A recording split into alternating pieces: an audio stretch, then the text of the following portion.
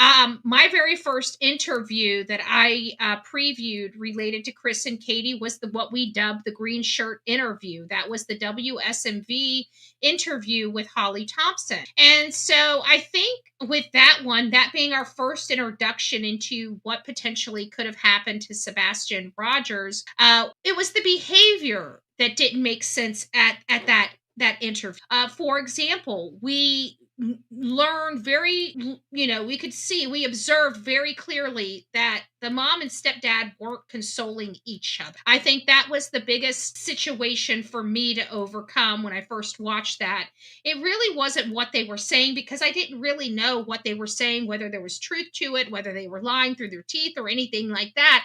All I could really go on is their behavior. And so I noticed that the mom was speaking so very matter of factly. She wasn't very emotional. And the reason why this is so important to me is because I've been around so many parents that have lost their children. Not that their children have passed away, just that their children were lost. I've been a part of a lot of different searches for a lot of different missing people. And so I've observed parents when they're searching for their children, and I see the fear and the concern and the urgency that they have to find their child. And if I could say, I've been at least at over my career, at least at 50 different searches. That might be right about. That wouldn't be exaggerating or anything like that. I've searched physically for about 50 people over the last, I would say, I don't know, decade. So it's,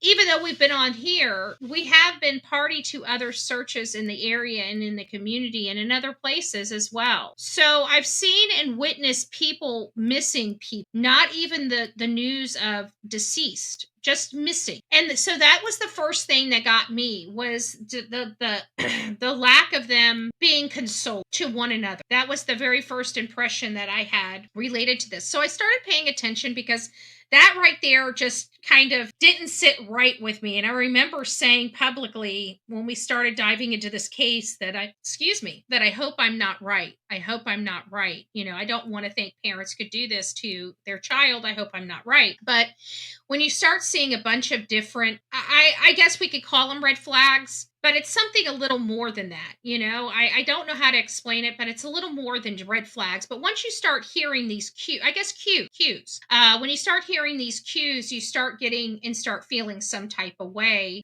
about the situation. And I think that's what was going on. So we started paying attention, and then came the Smiley's Story World interview. And I really think that interview, because the other interviews they had, they were light. They weren't really tough questions. They weren't, to me, they were soft. Okay. I don't know how to explain it other than that. I think maybe some of you guys might agree with me. Maybe some of you guys may not agree with me, and that's okay. But for me, it seemed like all the interviews that they had were very soft. People weren't asking the right questions. They weren't challenging, Chris or Katie on any answers that they provided, just to kind of see where they stood and see how they moved. But when we got to the Smiley Stories World interview in the Sebastian Wayne Drake Rogers case, I think that's when we really started getting clarity about Sebastian's case. I think I just kicked my